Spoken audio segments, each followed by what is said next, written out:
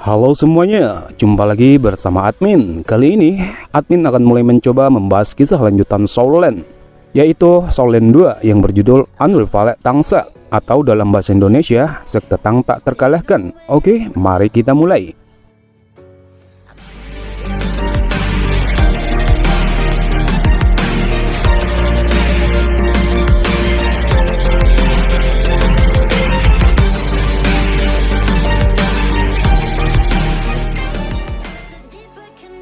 Soulland 2 bersetting setelah 10.000 tahun berlalu Soulland 1, di mana kisah bermula seorang bocah yang berusia 11 tahun yang bernama Yu Hao keluar dari pintu Duke Mansion. Duke Mansion adalah tempat para istri tidak sah atau selir adipati kerajaan Stardow. Ibunya Yu Hao adalah istri ketiga dari Dai Hao yang berpangkat adipati. Tentu pada tahu dong siapa Dai Hao ini, dia adalah keturunan Dai Mubai. Karena ibunya bukan istri sah dari Dai Hao, mereka diperlakukan tidak baik oleh penjaga Duke Mansion.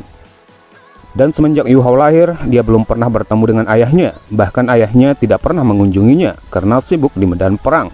Pernah suatu hari ayahnya kembali, tapi tidak mengunjungi ibunya. Pada akhirnya, Yu Hao hanya bisa melihat ayahnya dari jauh. Suatu hari, ibunya sakit-sakitan dan istri sah Dai Hao mengatakan bahwa penyakit yang diderita ibu Yu Hao menular, sehingga orang-orang di Duke Mansion ketakutan. Terakhir kali ibunya ditendang oleh anak sah dari Dai Hao dan pada akhirnya meninggal. Karena Yu Hao tidak punya siapa-siapa lagi, dia akhirnya memutuskan kabur dari Duke Mansion. Dan sebelum dia pergi, dia bersujud di makam ibunya dan bergumam, "Ibu, awasi aku dari jauh, tidak peduli apa, aku akan bekerja keras. Suatu hari, aku akan kembali ke sini untuk membalas dendammu dan akan menginjak-injak semua di bawah kakimu. Karena itu, demi menghormatimu, aku akan mengubah nama keluargaku menjadi milikmu, Huo. Mulai sekarang, namaku akan menjadi Huo Yu Hao." Kemudian Yu Hao pergi meninggalkan Duke Mansion menuju hutan besar Stardow dengan berbekal peta dan belati harimau putih, hadiah cinta pemberian ayahnya Dai Hao pada ibunya. Selain itu, Yu Hao memiliki roh dari garis keturunan ibunya, yaitu matanya, tipe roh spiritual, bukan roh dari garis keturunan ayahnya harimau putih. 10.000 tahun yang lalu, benua Dolo bertabrakan dengan benua Rio, membuat benua Dolo menjadi dataran yang luas, tetapi juga meningkatkan frekuensi perang. Benua Dolo awalnya dibagi menjadi dua kerajaan, yaitu Kerajaan Starlow dan Kerajaan Havendou. Namun setelah 10.000 tahun berlalu, benua Dolo menjadi tiga kerajaan. Kerajaan Starlow masih ada dan menjadikan kerajaan ini yang terkuat di antara tiga kerajaan. Sementara Kerajaan Havendou sudah terpecah menjadi dua bagian, yaitu Kerajaan Havenhan dan Kerajaan Lingdou. Kembali ke perjalanan Yu Hao. Di tengah perjalanan menuju hutan besar Stardow, Yu Hao istirahat sejenak dan membakar ikan. Ini adalah salah satu keahliannya. Sementara itu, di kejauhan, ada juga dua orang sedang menuju hutan besar Stardow, yaitu Bei Bei dan Tangya. Karena bau ikan bakar yang harum, mereka menghampiri Yu Hao. "Bau yang enak. Halo adik, bolehkah aku minta ikan bakarmu? Panggil aku kakak Xiaoya, dan dia adalah Bei Bei." Tangya adalah satu-satunya pewaris Sekte Tang saat ini. Hanya dia yang tertinggal setelah 10.000 tahun berlalu. Dan saat ini misinya untuk membangkitkan kembali kejayaan Sekte Tang. Setelah berbincang sebentar dan berkenalan, Yu Hao akhirnya melanjutkan perjalanan ke hutan besar Stardow. "Bei Bei, aku rasa adik itu yang kita cari. Dia sangat cocok masuk ke Sekte Tang kita. Aku tidak melihat apa rohnya." Tangya berkata sambil melihat Yu Hao menghilang di kejauhan. Sementara itu, tak lama kemudian, Yu Hao tiba di hutan besar Stardow. Dengan mengandalkan belati di tangannya, dia bergerak masuk ke dalam hutan dan bertemu dengan binatang roh babon berumur 10 tahun. Dalam keadaan gugup karena pertama kali bertemu dengan binatang roh. Dengan belati harimau putih dan pertarungan pun terjadi. Pada akhirnya babon itu mati, dan cincin roh warna putih pun melayang dari babon itu. "Cincin roh? Aku membunuhnya. Tapi bagaimana cara menyerapnya?" Namun tepat ketika Yu Hao bergerak ingin mendekat ke arah cincin roh yang melayang, suara tawa terbahak-bahak tiba-tiba bergema. "Akhirnya aku bertemu manusia dengan tipe roh spiritual." Mendengar ini, Yu Hao menjadi kaget dan ketakutan. "Apa ini? Binatang roh lain?" Beberapa saat kemudian, sosok ulat salju gemuk keluar entah dari mana. "Jangan takut, kakak ini tidak akan menyakitimu. Apakah kamu berbicara padaku?" Ulat salju menganggukkan kepalanya sebagai jawaban.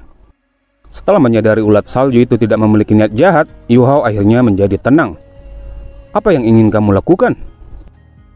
Izinkan aku memperkenalkan diri. Aku adalah perwujudan kepahlawanan dan kesatria seorang raja di antara binatang roh. Binatang roh yang telah berkultivasi selama 1 juta tahun. Aku, Skydream, menetapkan rekor umur terpanjang di benua Dolo. Kamu bisa memanggilku kakak Skydream. 1 juta tahun? Yu Hao berkata dengan kaget. Lalu apa yang ingin kamu lakukan? Kakak ini hanya ingin menjadi cincin roh pertamamu, cincin roh cerdas pertama di benua Dolo. Hah? Yu Hao menatap Skydream dengan kaget. Dia memang membutuhkan cincin roh, namun yang dia dapatkan hanya cincin roh berusia 10 tahun. Dia tidak pernah berpikir memiliki harapan yang berlebihan. Baiklah, aku akan mulai. Jangan khawatir, aku akan memulainya dengan lembut. Sebelum Yu Hao mengutarakan pendapatnya, aura yang sangat dingin menyebabkan dia kehilangan kesadaran. Dia hanya samar-samar melihat benda putih bergerak ke arahnya. Terlalu lemah, ini terlalu tragis, sangat menyedihkan. Berapa banyak lagi segel yang harus aku pasang agar tubuhnya dapat menopang kekuatanku? Sangat sulit menjadi cincin roh yang cerdas.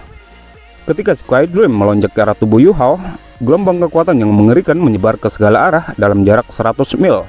Bahkan di tempat lain, Bebe dan Tangya yang telah mengikuti Yu Hao dari belakang juga merasakan gelombang kekuatan ini. Mereka berdua mempercepat menuju Yu Hao.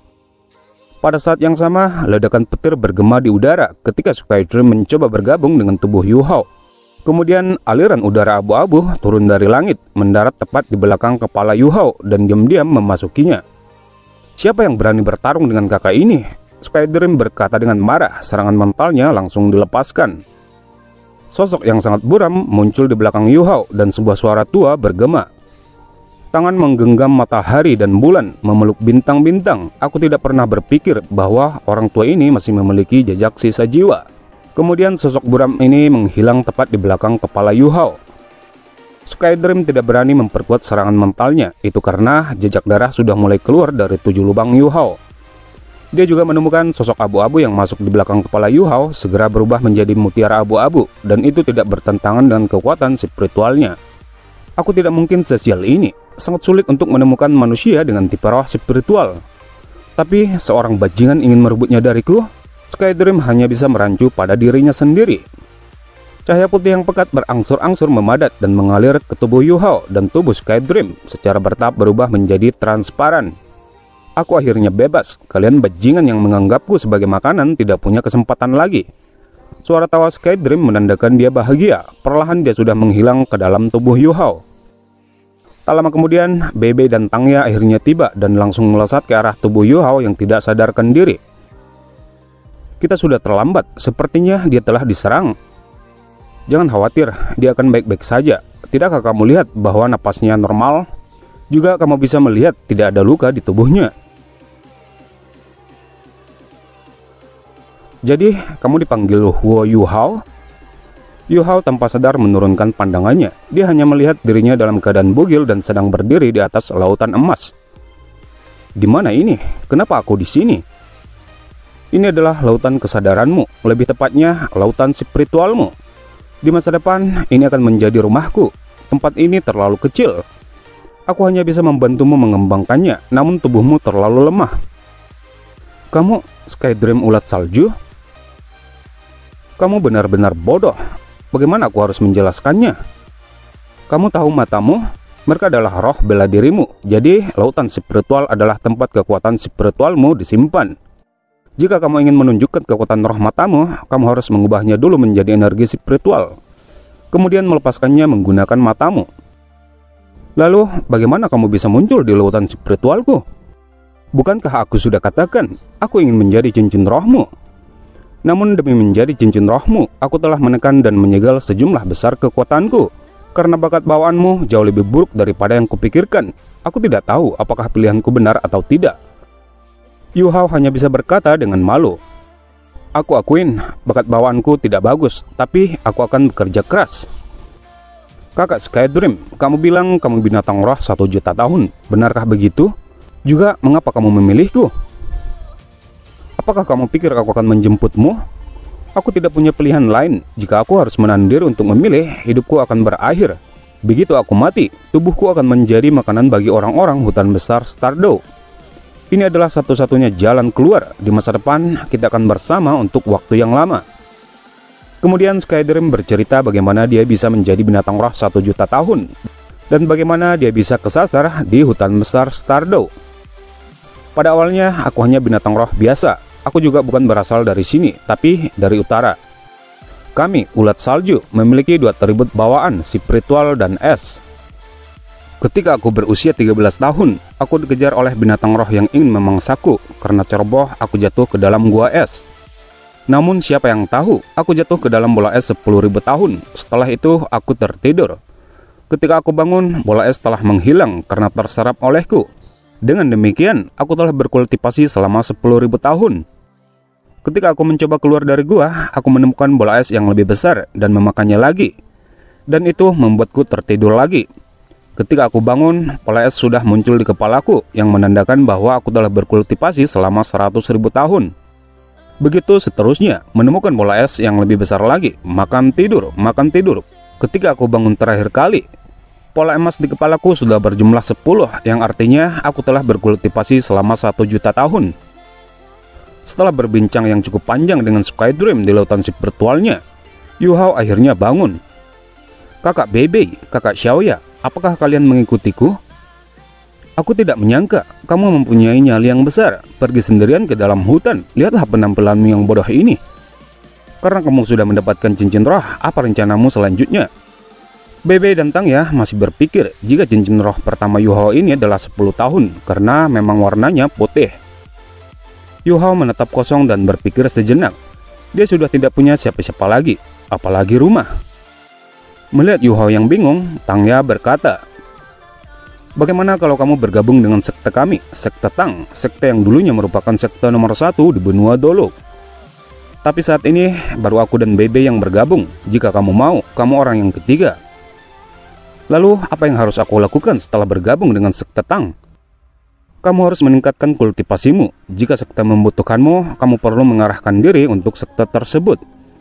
Aku tidak akan berbohong, sekte Tang telah benar-benar menurun. Namun kita masih memiliki teknik-teknik rahasia dan juga sekte Tang masih memiliki hak istimewa. Kamu harusnya sudah mendengar Akademi Strike bukan? Akademi nomor 1 di benua Dolo. Akademi yang sangat ketat dalam menerima siswa. Tapi karena hubungan baik Akademi dengan sekte Tang, mereka memberi jatah 1 murid per tahun pada sekte Tang tanpa seleksi dan langsung belajar di Akademi. Jika kamu mau, kami akan memberikan jatah itu padamu dan kamu bisa langsung belajar di sana.